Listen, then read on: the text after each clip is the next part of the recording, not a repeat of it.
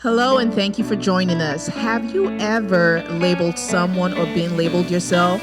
Well, we're talking about labeling, and I hope you're really blessed by this message. Enjoy. We serve an awesome God, and anytime we gather together, and even when we are alone, praising Him is something that we should do because He is worthy. He's done so much for us. He has blessed us. He has protected us. He has provided for us. His presence has encouraged us and comforted us. So this morning, wherever it is you are, I want you to lift up your voice and shout a loud hallelujah to the Lord. And maybe instead of shouting, type an all caps hallelujah to the Lord. Amen. This morning, I will be preaching a sermon that I have titled Labels. Amen. This is the first part. It's a two-part sermon, two-part series, and this is part one of it, and we're calling it Labels. Amen. A label is a word that is given to an object to describe the object or to describe certain attributes of the object. It is different from a name in that a name is not necessarily descriptive. When you hear a person's name, it does not immediately tell you what kind of person it is. It's just something by which we call the person. But when you read a label always describes the object or the person to which it is attached. So over the next few weeks, I want us to look at a couple of people from the Bible and the labels that they were given, the way that they were described. And I want us to look at their encounter, their interaction with Jesus. My hope is that by the time we are done, we will have a more robust knowledge of who Jesus is. But not just intellectual knowledge, but that we will be able to, from their encounter, from their experience with Jesus, by reading and studying their story, we also will be able to experience Jesus in the way that they experienced him. Now, the first person that we're going to look at is a woman whose story is found in the book of John, the 8th chapter, the 2nd verse through to the 11th verse. And I'll read. It says, at dawn, he appeared again in the temple courts where all the people gathered around him, and he sat down to teach them. The teachers of the law and the Pharisees brought in a woman caught. They made her stand before the group and said to Jesus, this woman was caught in the act of adultery. In the law, Moses commanded us to stone such women. Now what do you say? They were using this question as a trap in order to have a basis for accusing him. But Jesus bent down and started to write on the ground with his finger. When they kept on questioning him, he straightened up and he said to them, let any of you who is without sin be the first to throw a stone at her. Again, he stooped down and he wrote on the ground. At this, those who heard began to go away one at a time, the older ones first, until only Jesus was left with the woman still standing there. Jesus straightened up and asked her, woman, where are they? Has no one condemned you? Verse 11, no one, sir, she said. Then, neither do I condemn you. Jesus declared, go now and live your life of sin. The Bible tells us that the Pharisees and the teachers of the law brought a woman to Jesus that had been caught in the act of adultery. The Bible does not tell us her name. It doesn't really tell us anything about her other than she was caught in the act of adultery. It doesn't tell us the circumstances under which she was caught. It doesn't tell us the person that she was with. In fact, in many versions of the Bible that you read, the title for this chapter of the Bible is the woman caught in adultery. She is known only for committing adultery. That is the label that has been attached to her. And nothing else about her seems to matter. She is described by her sin. Her label is her sin, adulterer. Let's take a look at this woman. We don't know her name, but we know that she was caught in sin. We know she was caught in adultery. And the Bible doesn't say that they heard she committed adultery. The Bible says she was caught while committing adultery. That means that she was caught They caught her having sex with a man that was not her husband. Maybe she was the one that was married. Maybe he was the one that was married. Maybe both of them were married. But they didn't bring the man to Jesus. That means that somehow he either escaped or they let him go. If he escaped, they would have compelled her to tell them who he was. That is how, fervent and zealous the Pharisees were. They would have tracked him down to the ends of the earth. They would have followed that man into any rabbit hole that he entered. And if she didn't tell them who he was, I'm sure they would have added that to the accusations that they leveled against her. The only logical explanation why we don't know anything about him, why they didn't bring him, is that they let him go. I am not sure why they would do that. But some scholars have actually suggested that the woman was set up in order to entrap Jesus. They needed somebody committing adultery in order to trap Jesus in a trap that would have undermined him, that would have destroyed his credibility. Maybe the man was a Pharisee or one of the teachers of the law. Whatever their reason, we can see that their motivation was not pure. It is either they were hypocrites or they had a sinister and malevolent agenda. They weren't asking this question sincerely. They weren't sincerely concerned about her sin. It was all a trap to undermine Jesus.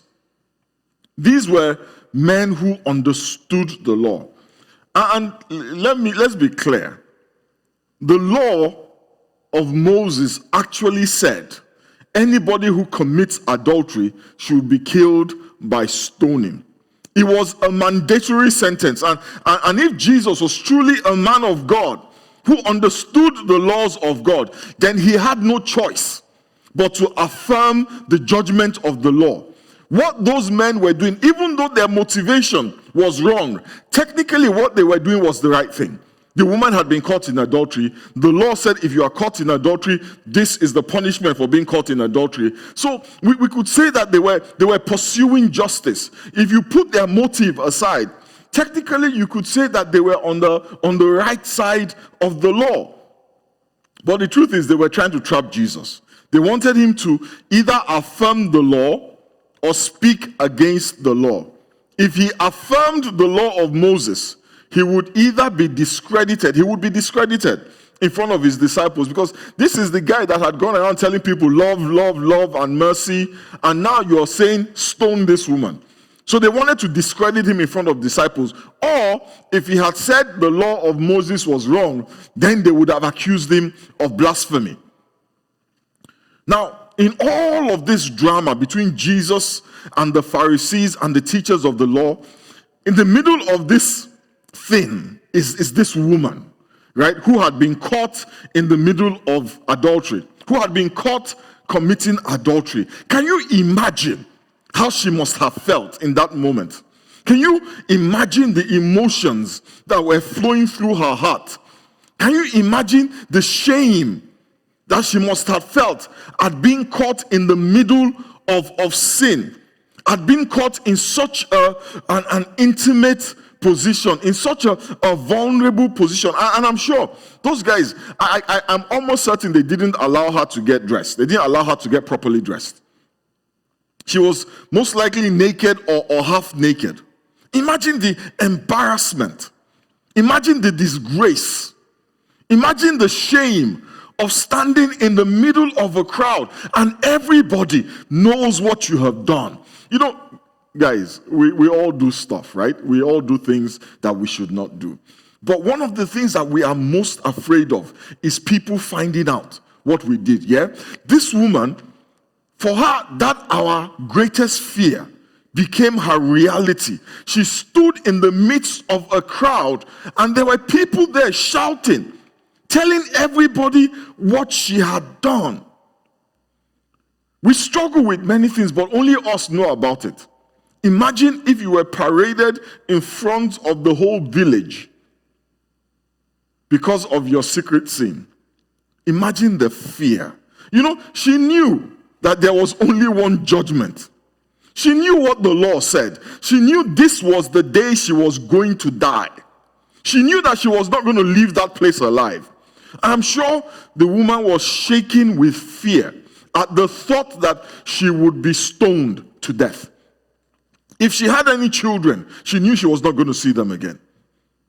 If she had anything, any relatives, anyone that she loved, she knew she would never see them again. Her whole life was coming to an end. I can imagine her tears. I can almost hear her voice begging those Pharisees, begging those teachers of the law, begging the crowd to have mercy, asking them, pleading with them to let her go, begging for her life, promising that she would never do it again, promising that she would do better. But they weren't interested in mercy. They were only interested in judgment. And they had found somebody who was a good candidate for judgment. So they brought her to Jesus.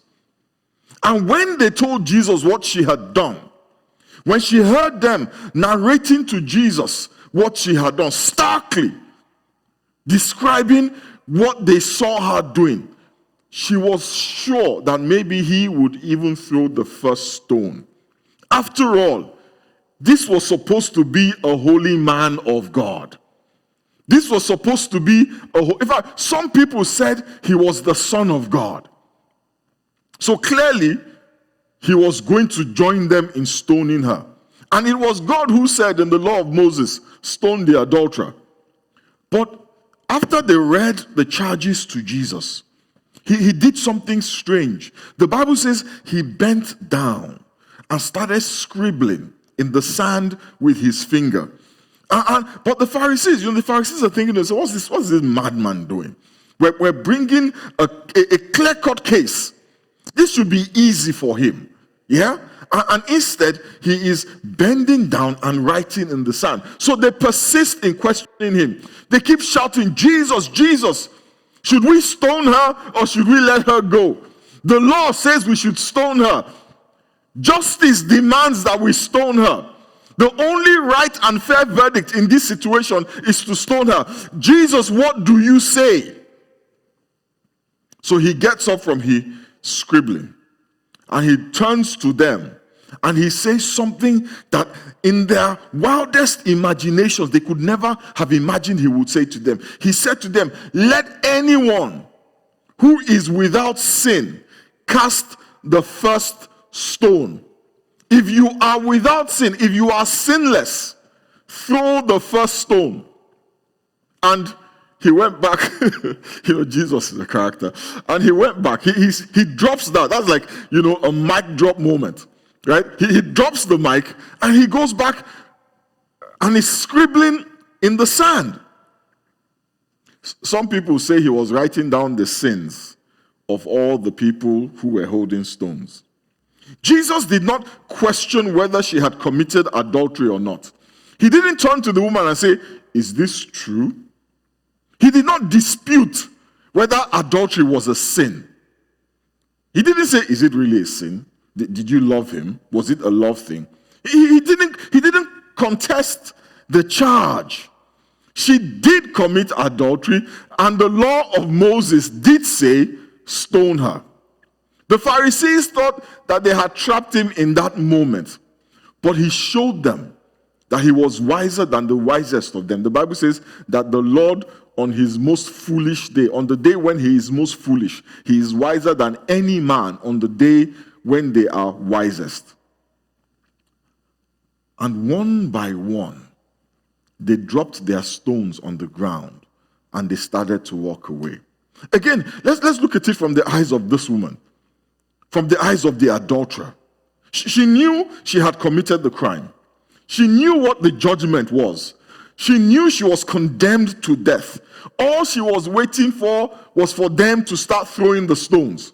But instead of the stones hitting her body, instead of them throwing the stones, all of a sudden there is silence. After Jesus made that profound statement, and the next thing she heard was the sound of stones dropping on the ground. Instead of throwing the stones at her, they throw the stones on the ground. Imagine her relief.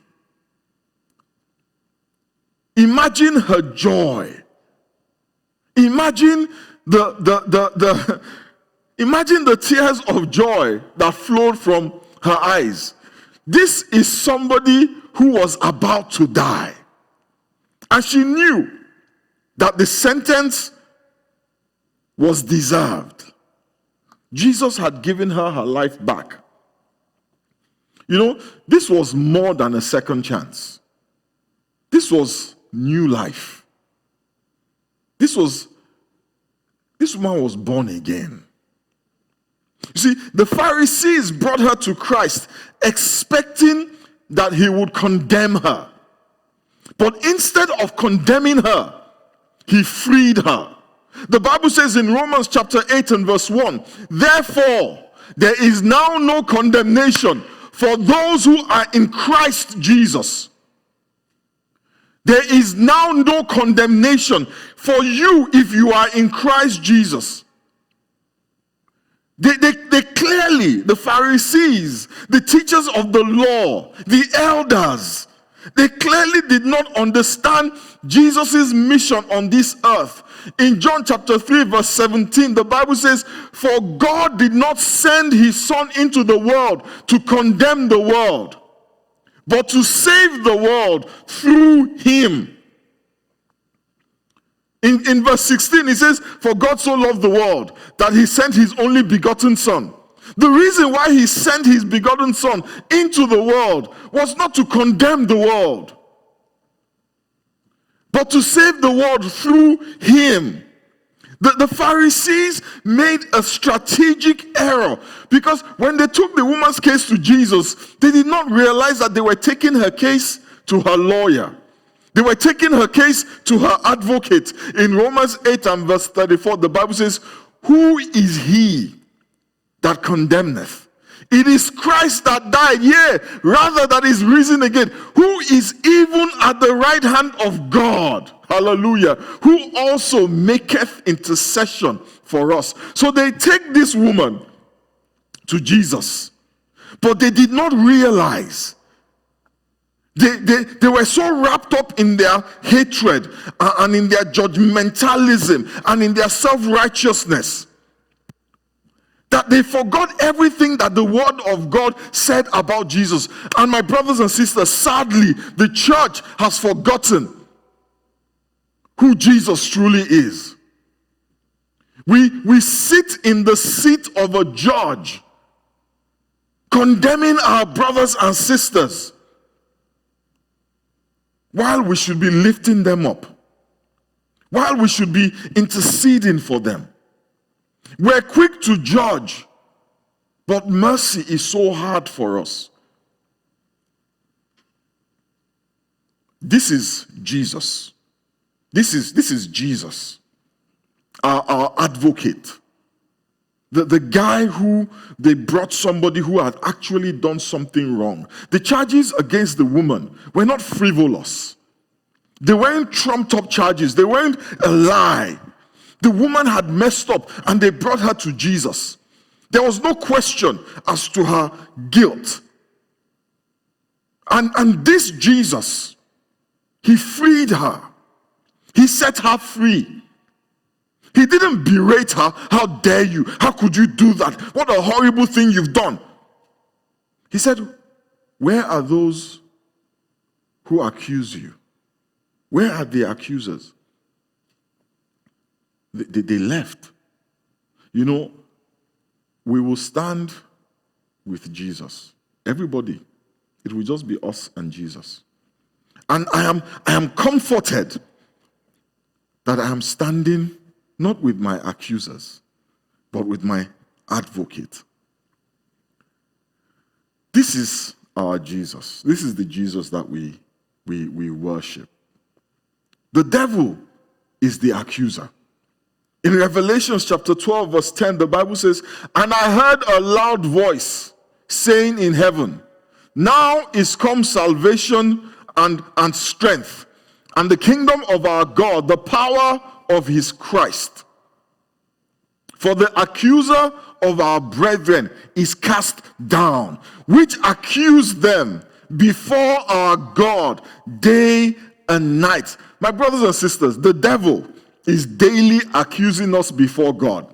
The Bible says day and night he is bringing up in front of God all the things you have done wrong, all your mistakes and all the sins you have committed. But praise be to God, the judge is your advocate. The judge is your attorney. So rather than passing judgment on you, rather than saying, let us execute him, let us punish him, the judge is the one that is begging, that is interceding on your behalf. In 1 John chapter 1 verse 2, the Bible says, my dear children, I write this to you so that you will not sin. But if anybody does sin, we have an advocate with the Father, Jesus Christ, the righteous one. We have an advocate with the Father. We need to hear more about our advocate. We need to hear more about the one who is with the Father, making intercession for us. Jesus did not accept the label that had been placed on this woman. He refused to treat her accordingly. He refused to condemn her. Instead, he set her free. You know, we read Romans 8:34 earlier. I want us to read the verse that comes before that. Yeah, Romans 8:33. It says, we'll read from the Good News Translation. Let me read it. It says, who will accuse God's chosen people? God himself declares them not guilty. Who then will condemn them? Certainly not Christ Jesus, who died, or rather was raised to life, and is at the right side of God, pleading with him for us. Hallelujah. Listen, my brothers and sisters, don't let anyone define you or label you by your mistakes. Don't let any Pharisee shame you for your mistakes. You feel enough shame knowing what you have done. The Pharisees who were trying to shame this woman, who were calling for judgment on this woman, they themselves were sinners. That is why they couldn't throw the stones. Because Jesus said, if anybody is without sin, hallelujah, let them throw the first stone. They couldn't throw the stones because they were confronted with the reality that they themselves were sinners. Imagine if Jesus Christ, had focused and said to them, okay, well, did she sin or did she not sin? They thought their sin was better than hers. So therefore, they were better than her. So they felt that because their own sin was better, or because their own sin was not public, they felt so righteous that they could pass judgment on her. As long as you are a sinner, you cannot sit in judgment over another sinner. You cannot throw stones. Sometimes the accusations do not come from a physical person. Sometimes we accuse ourselves and we judge ourselves. Jesus right now is sitting at the right hand of God, advocating for you in heaven, interceding for you in heaven. The question I want to ask you, who is advocating for you in your own mind? Sometimes I think the devil doesn't even bother accusing us before God. Because he knows what God is going to say, He knows that, if I take this thing to God and I tell God what this guy did, God is going to be like, I paid for it. So he's not going to do that. He just comes, sends one of his little demons. I was about to say stupid demons, but the truth is they're not stupid, they're very smart. He sends one of his little demons, and they sit on your shoulder, and they very self-righteously, start to remind you of the things you have done. How could you? You're so terrible. You're a horrible person. You're not fit to be alive. Maybe you should kill yourself. And even if you don't kill yourself, please don't open your mouth and ask God to bless you. You know you are unworthy. You know you don't deserve it. You want to go and serve God? Don't you know what you did? You want to pray for your brother after what you did? you better just close your mouth and hide your head in shame. Because the devil knows that God will not agree to condemn you. He pushes you to pass judgment on yourself and condemn yourself. And so we are paralyzed by sins that God has forgiven us for. We disqualify ourselves from blessings that God has ordained for us. You know, when the devil accuses you in your mind, you must remember that you can fight back. In 2 Corinthians, the 10th chapter and the 4th verse, the Bible says, "For the weapons of our warfare are not carnal, but they are mighty through God to the pulling down of strongholds, casting down imaginations, and every high thing that exalted itself against the knowledge of God, and bringing into captivity," hallelujah, "every thought to the obedience of Christ." The Bible says the weapons of our warfare are not carnal. So what is this weapon with which we pull down strongholds and cast down imaginations and bring thoughts into captivity? The Bible tells us in Ephesians chapter 6 and verse 17, "Put on salvation as your helmet and take the sword of the Spirit, which is the word of God." It is with the word that we counter the accuser. When he brings up your past, remind him that the blood of Jesus has paid for your past. When he points out to you that you have transgressed the law of Moses, remind him that it is written in Galatians chapter 3 verse 13, "Christ has redeemed us from the curse of the law by becoming a curse for us. For it is written, cursed is everyone who is hung on a pole." When you know that, when you understand that, then you can come boldly unto the throne of grace that you may obtain mercy and find grace to help you in your time of need. Are you in Christ? Is Christ your advocate who is interceding for you? If your answer is yes, I am in Christ, and yes, Christ is my advocate, and yes, Christ is interceding for me, the Bible says, "Blessed is the man to whom the Lord does not impute his sin." Let us bow our heads and pray this morning. Are you in Christ? Is Christ your advocate? Who is interceding for you? Who is interceding for you? When the devil takes the accusations to God, when the Pharisees and the teachers of the law, the self-righteous, the elders, the pastors, the people who know the Bible, when they bring your case to God, when they accuse you, who will stand up for you? Jesus stood up for this woman. He came forward and he set her free. This morning, if you have never acknowledged that Jesus died for you, then you are not in Christ.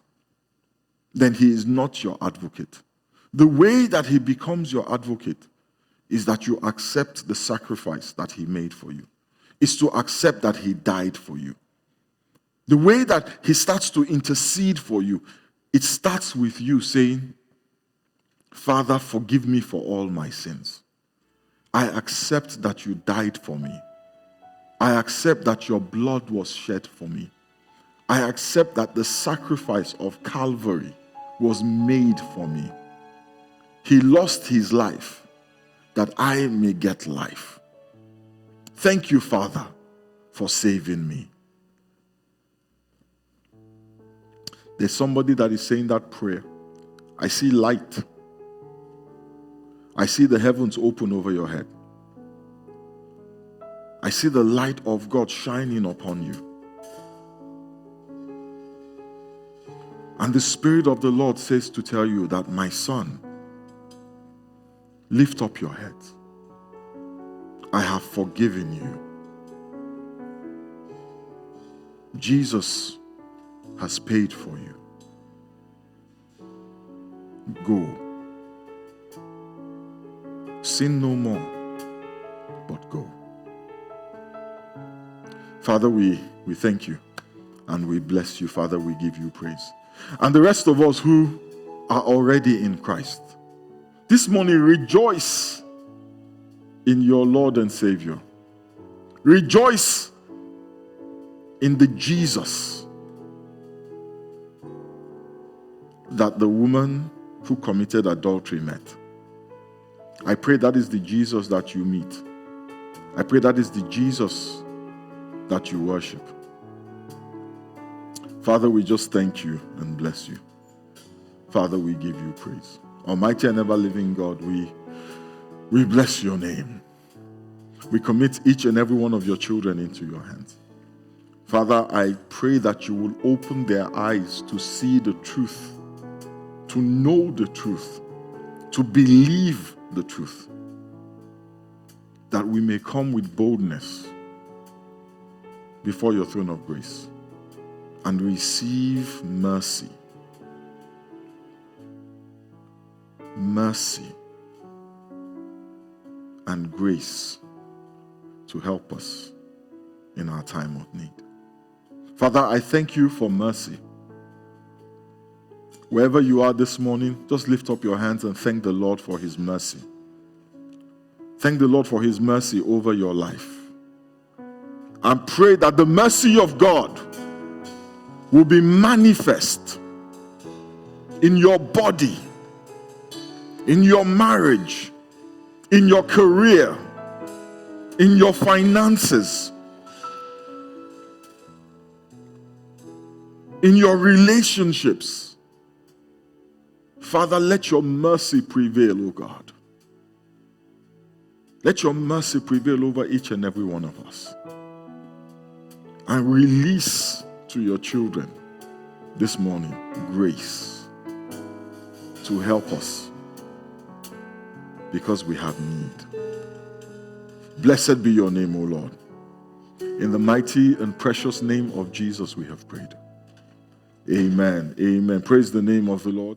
That was such an awesome message, and I was so blessed by it. Here's what I learned. God loves us immensely, and so we should never feel the need to condemn ourselves or condemn others. If you were blessed by this message, I'm asking you to do two things. One, share this message with your friends and family so they can be blessed by it as well. And two, give to the ministry. The information will be on the screen for you to give to us. Thanks, and I hope you have a blessed week.